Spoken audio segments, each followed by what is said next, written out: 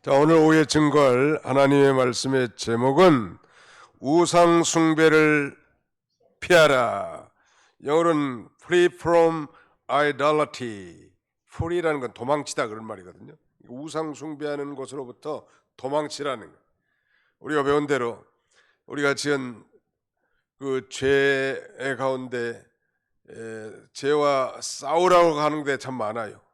그 죄와 피 흘리기까지 싸우지 않았다고 책망도 하고, 그런데 우리가 이길 수 있는 우리가 이길 수 있는 죄 가운데는 피해야만이 이길 수 있는 죄가 두 가지가 있는데, 하나는 음행죄고 다른 하나는 우상숭배 죄입니다. 그러므로 여기 우상숭배와 싸워 이겨라 이렇게 말하지 않고 우상숭배를 피하라 이렇게 말하는 거예요. 그러니까 그 자리에 있으면 자기도 모르게 그 분위기에 휩쓸릴 수 있습니다. 과거에 북한과 좀 관계가 좀 좋을 때 남쪽에 있는 많은 분들이 평양, 개성, 금강산 이런데 이 관광이 좀 가능할 때가 있었는데, 거기 가가지고 이 관광 코스를 이북에서 지정해 준대요. 근데 반드시 필수 코스 가운데 하나는 김일성, 김정일 부자가 서 있는 동상 앞에 가야 된다네. 그러면 일동 묵념하면 해야 되는 거예요, 안 해야 되는 거예요? 하는 게 그게 바로 우상숭배예요. 근데 거기는 피할 수가 없어, 분위기 때문에. 아마 많이 했을지도 몰라요. 안 했기를 바라지만. 그래서 아예 그런 자리가 있거들랑 아예 나가지를 말든지 그 코스는 생략을 하든지 그래야지. 그런 데 가면 자기도 모르게 죄를 짓는 거예요.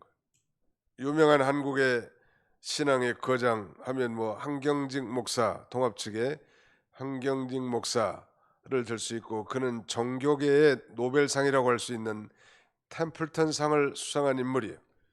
그는 그 수상을 기념하기 위해서 여의도 63빌딩 꼭대기에 향연을 베풀고 모든 목사님들 앞에서 자신의 수치스러운 죄를 고백합니다. 나는 과거에 신사참배를 한 목사라고, 못된 자라고. 그래도 훌륭한 인물이죠. 자기 죄를 그렇게 다윗처럼 고백하고 회개했다는 것에 대해서.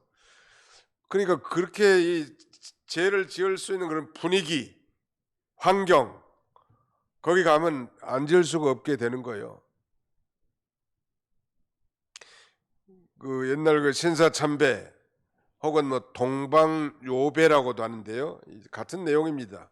동방요배는 바로 동쪽으로 향해서 거기다 절을 하는 겁니다. 그러니까 일본 이 신도에서 현인신으로 섬기는 일본 천황이 살고 있는 이 동쪽을 향해서 절하는 행위를 소위 동방요배라고 하는데, 이 조선 총독부는, 그러니까 일본에서 조선을 관리하기 위해서 세운 건물이 조선 총독부고, 조선 총독부 건물이 지금 광화문에 과거에 폭파시켜버린 그게 바로 중앙청 건물이 조선 총독부 건물이었습니다. 김영삼 대통령 때 이건 일제 잔재물이다 해서 폭파시켜버리지 않았어요? 우리 가장 중요한 지점에다가 조선 총독부를 세우고 일본에서 파송한 일본 사람이 총독 노릇하는 거예요. 조선의 왕은 그건 이제 일본 총독의 이 종살이 하는 그런 역할밖에 안 하는 거죠. 그런데 이 조선 총독부는 1938년 2월 달에 이 신사참배, 즉 동방요배의 의식을 권고했다고 하는데 반강요한 거예요. 그리고 이 의식을 한국 교회도 하도록 했습니다. 여기에 대해서 1938년 9월 9일 평양 서문박 예배당에서 당시 장로교 제27회 총회장 홍택기 목사인데, 그 당시에 부끄러운 이름이죠. 거기에서 신사참배가 종교 행위가 아니기 때문에, 기독교 교리에도 위반이 안 되기 때문에 이것은 단순한 애국적 국가의 의식이다. 그러므로 우리가 솔선하여 이 신사참배를 하자. 이걸 종교회의에서 가결한 거예요. 누구의 책임이 제일 클까? 나는 총회장인 홍택기 목사의 책임이 제일 크다고 봅니다. 총회장 아무리 결의를 한다고 해도 총회장이 거절했다라면 이게 통과가 안 됐을 건데 총회장의 책임이 크고 우리 기독교 한국 기독교 역사에 씻을 수 없는 그야말로 수치스러운 일로 남아 있습니다. 그러니까 종교 최고 지도자가 동방요배 즉 신사참배 하는 일 이게 죄가 아니라고 결정을 했으니 일반 성도들이야 따라갈 수밖에 없잖아요. 그래서 이 교회에서도 예배를 시작하기 전에 천황 사진을 앞에 놓고 동쪽을 향해서 절을 하는 동방요배의 의식을 치른 거예요. 얼마나 한국 교회가 비참한가. 사실 그 결과가 제 생각에는 6.25 전쟁 아닌가 싶어요. 징계로. 우리 그리스도인들은 뭐 그렇게 뭐 우상을 만들어 놓고 거기다 절하는 사람은 없다고 보지만 이 국가적 어려운 가운데서 자기도 모르게 이 분위기에 휩쓸려 가지고 절하니. 그리고 제사집에 참석하고 전부 형제들이 지금 이 제사상 앞에 서가지고 일렬로 거기다 절하는데 한 놈만 절 안 하고 있으면 왕따 당할 거 아니에요? 그러니까 아예 거기를 안 가는 게 좋을 것 같아요. 제사 지내는데 나는 예수를 믿기 때문에 제사 지낼 수 없습니다.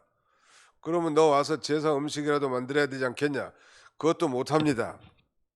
우리 제사를 폐지합시다. 그렇게 하는 거예요. 그러면 욕을 먹겠어요? 환영을 받겠어요? 전혀 우리 집안을 망하련 아주 못된 게 하나 들어가지고 온 우리 조상적부터 내려온 전통을 훼손하는 못된 거라. 제가 대학 다니는데 우리 큰어머니 백모님이 나보고 추도 예배를 좀 드려달라는 거예요. 할머니의 추도 예배. 다 같이 모입시다. 모여가지고 추도 예배는 하나님 앞에 죄 짓는 것이니 앞으로는 다시는 이런 예배를 드려서 안 됩니다. 뭐 추도 예배, 예, 네, 아무튼 뭐 그러니까 성경에는 죽은 자를 향해서 뭐 추모하라든지 제사드리라는 것이 예배드리라는 것이 없어요. 예를 들면 아브라함이 죽었는데 뭐 이삭이 추도 예배 드렸다는 기록이 없고 이삭이 죽었는데 뭐 야곱이 제사 지냈다는 기록도 없고 야곱이 죽었는데 그 12아들이 뭐 제사 지냈다는 기록이 없어. 우리 기독교는 산자의 종교예요. 죽은 자를 위한 추모나 추도나 이게 다 비성경적입니다. 한국의 순교자 주기철 목사님은 각 교단이다 자랑하고 내세우는 훌륭한 순교자고 목사님이신데 문제는 그 신사참배에 반대하다가 순교한 분을 서로 데려다가 추모 예배를 드리니 기가 막히고 똥을 쌀 일 아니요. 기가 막히고 코가 막힐 일이요. 아니 그 주기철 목사님은 신사참배 반대하고 신이 아는 걸 섬기지 않겠다고 두들겨 맞고 옷꽃 치르다가 순교했는데 자기의 전통을 내세우기 위해서 그 사람 데려다가 그 사람을 자기 교단에다 붙여놓고 추모 제사를 지내는 게 말이나 되냐는 말. 그러나 명절에는 저는 그렇게 생각합니다. 명절에는 온 가족들이 다 모이니까 거기다 뭐 상에다 제사상 차리지 말고 그냥 한번 하나님 앞에 예배 드리고 음식을 맛있게들 잡숴.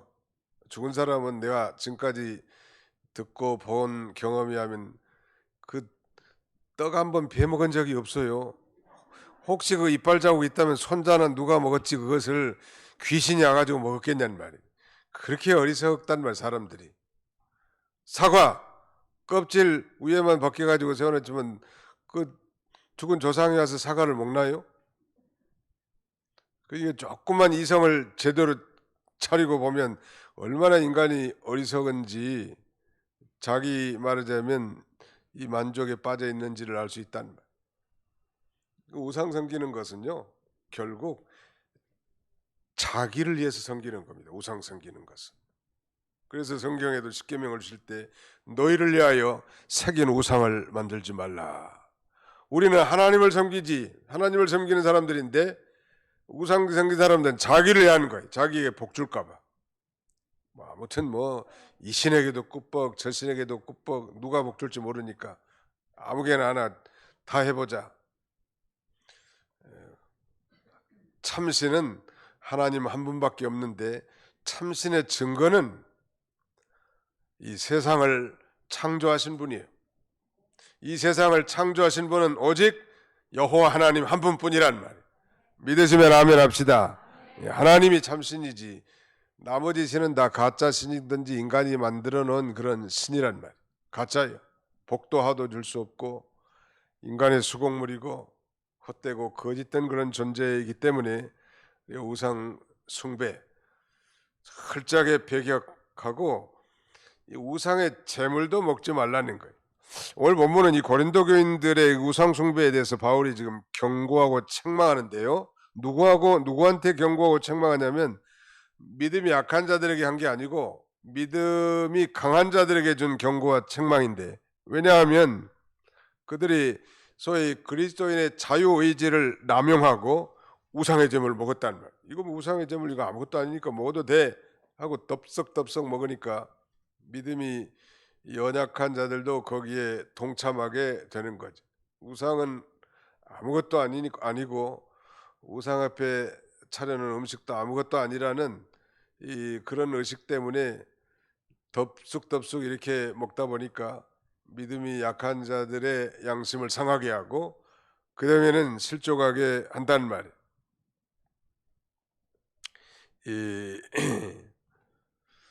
또 이 고린도 교회들 중에는 이 기독교로 개종한 다음에 그 후에도 아마 이방 신전에 출입하면서 그 제사상의 음식을 먹는 사람들이 있었던 모양이에요. 아마 복음을 듣고 교회로 왔는데 이 기독교로 개종한 다음에 그래도 그때도 이방 신전을 출입하면서 그 식탁에 참여한 자들이 있었습니다.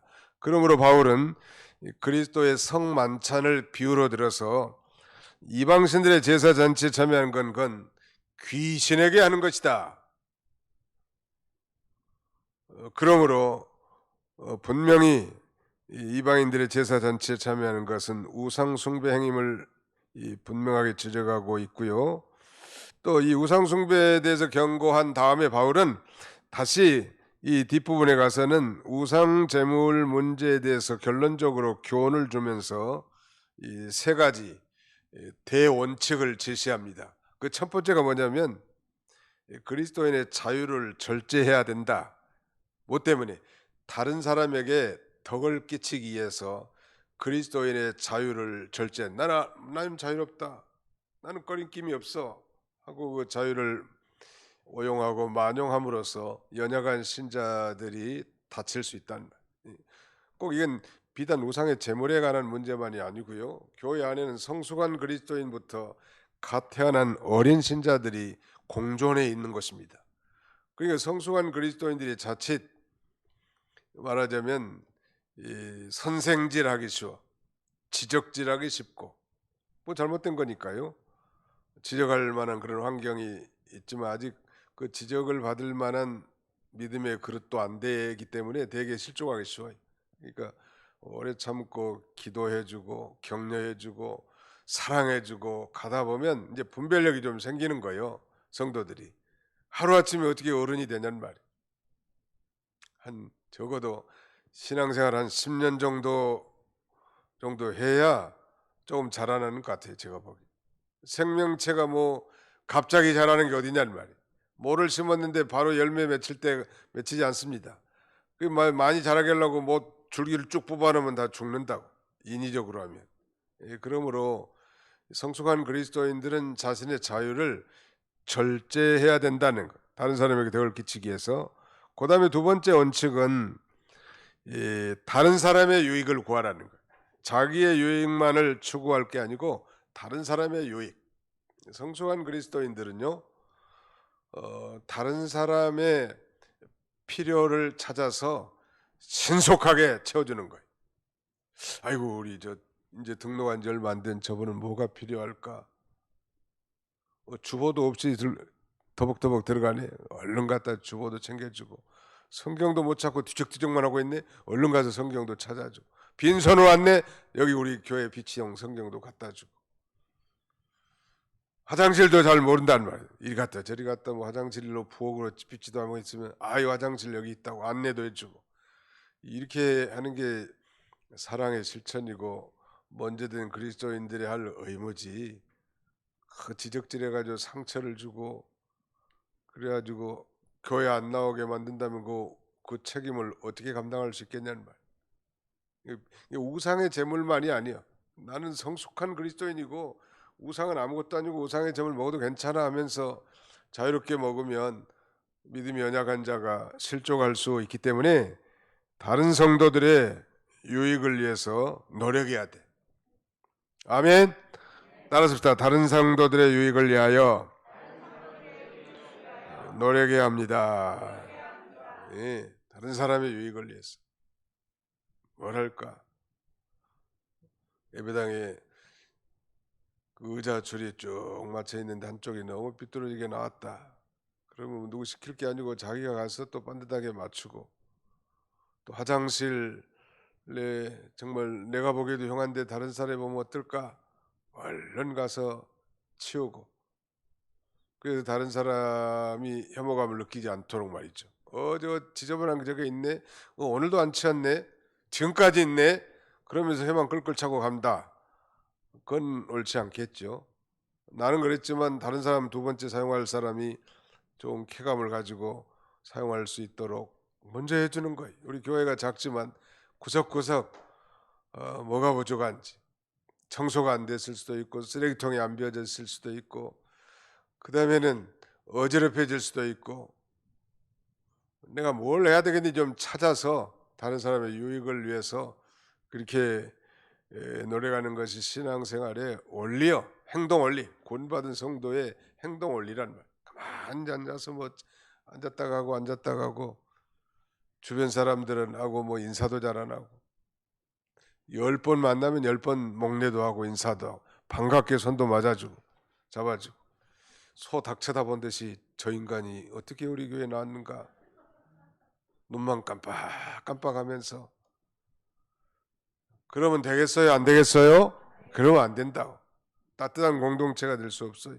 마지막 하나, 바울이 여기서 제시한 세 번째 원칙은 모든 것은 하나님의 영광을 위해서 하라.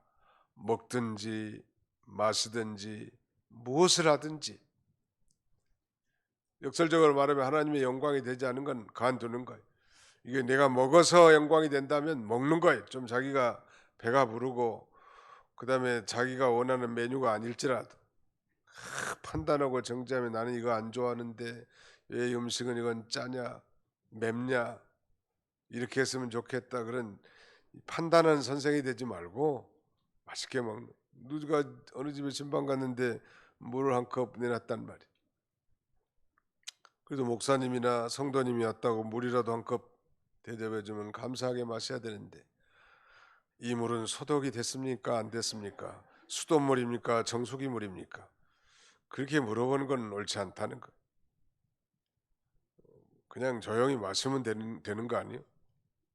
뭘 그렇게 따지고 묻고 판단하려고 하냐는 말이에요. 아무튼 모든 것이 다 하나님의 영광을 위해서 행해져야 된다는 것이 바울이 이 우상 숭배를 피하고 우상의 제물을 먹지 말라고 하는 부분에 대해서 아주 강조한 그런 내용이라는 것.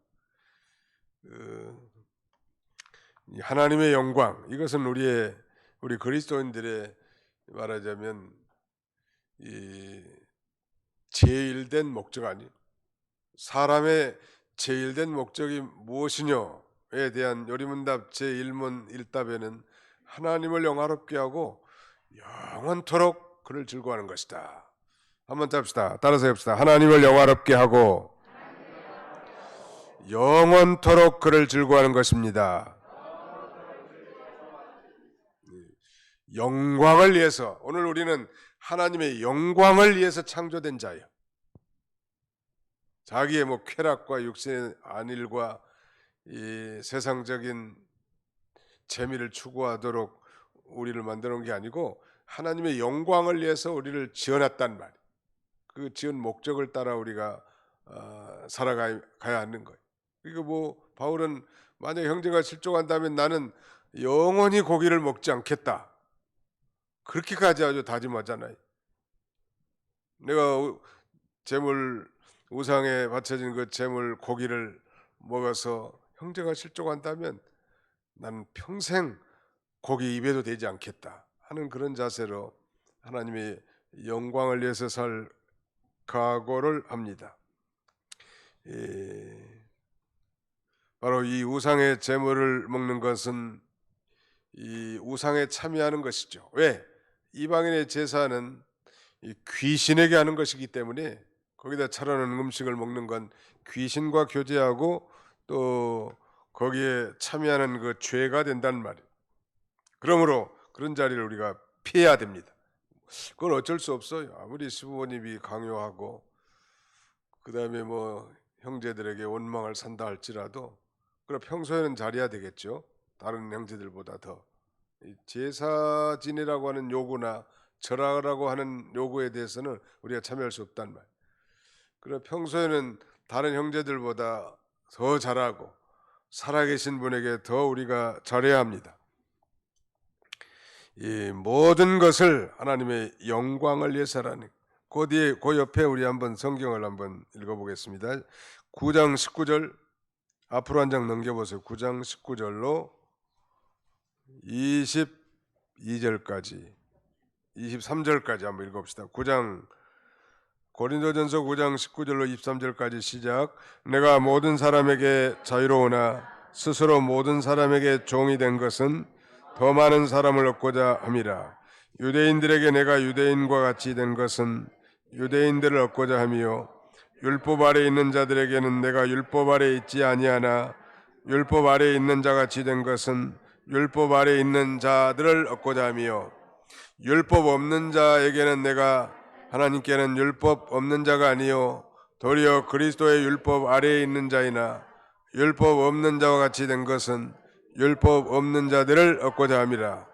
약한 자들에게 내가 약한 자와 같이 된 것은 약한 자들을 얻고자 함이요 내가 여러 사람에게 여러 모습이 된 것은 아무쪼록 몇 사람이라도 구원하고자 함이니 내가 복음을 위하여 모든 것을 행함은 복음에 참여하고자 함이라. 바울이 뭐 줏대 없이 이랬다 저랬다는 사람처럼 들리긴 하는데 그가 그렇게 말하죠. 여러 사람에게 여러 모습이 된 것은 아무쪼록 몇 사람이라도 구원 얻고자 함이니. 자존심도 없어. 체면 아랑곳하지 않아. 그 영혼을 사랑하는 게 불타는 심정으로 그 영혼을 구원하고자 약한 자에게는 약한 자처럼 율법 없는 자에게는 율법 없는 사람처럼 율법 있는 유대인들에게는 유대인에 대하는 것처럼 해서 아무쪼록 저들을 하나님께로 인도하고 구원의 복음을 전하고자 하는 이 영혼을 사랑하는 간절한 바울의 자세입니다. 우리가 그렇게 해야 합니다. 자존심이 또 뭔 상관이 있어요. 자존심이 밥 먹여주는 거 아닙니다. 교회에서도 마찬가지. 주님이 기뻐하신 일이라면 한없이 우리가 낮아져도 괜찮다 하는 그런 자세로 우리가 거기에 참여해야 합니다. 세 가지 원칙 꼭 기억하면 좋겠어요. 바울이 제시한 우리 그리스도인들의 행동 원칙, 3대 원칙. 첫째는 우리의 자유를 절제해야 된다는, 다른 사람에게 덕을 끼치기 위해서. 둘째는 다른 성도들의 유익을 위해서 노력해야 된다는 거. 자기 유익만 추구하지 말고. 셋째는 모든 것은 하나님의 영광을 위해서 해야 된다는 거. 하나님의 영광이 되지 않겠다 그러면 자기 체면이나 위신이나 그런 이상이 떨어진다고 해도 그만둘 수 있는 사람. 모든 게 기준이 다 하나님이란 말. 이런 그 성숙한 믿음의 길을 걸어가는 저와 여러분들이 다 되시기를 주님의 이름으로 축원합니다. 기도합시다. 하나님 아버지 감사합니다. 우리 하나님께서 이 오후에도 저희를 불러 다시 모이게 해주시고 적은 무리지만 또 이 거룩한 주일에 예배를 통하여 하나님 앞에 영광 돌린 귀한 시간 하나님께 주신 것 참으로 감사합니다. 아버지 하나님, 고린도 교회가 참 받은 은사도 많고 또 은혜도 많고 이 다양한 신앙적 체험도 많이 있지만은 이렇게 여러 가지 혼란스러운 문제를 지적하고 교훈하는 걸 통하여 오늘 21세기 신앙생활 우리들에게도 이 좋은 정감을 주셨사오니 우리가 아버지 하나님 이 말씀을 마음에 깊이 새겨서 성숙한 그리스도인들의 삶을 살아가는 우리 모두가 다 되게 해주시고 우리 교회가 되게 하여 주시옵소서. 예수님의 이름으로 기도하옵나이다. 아멘.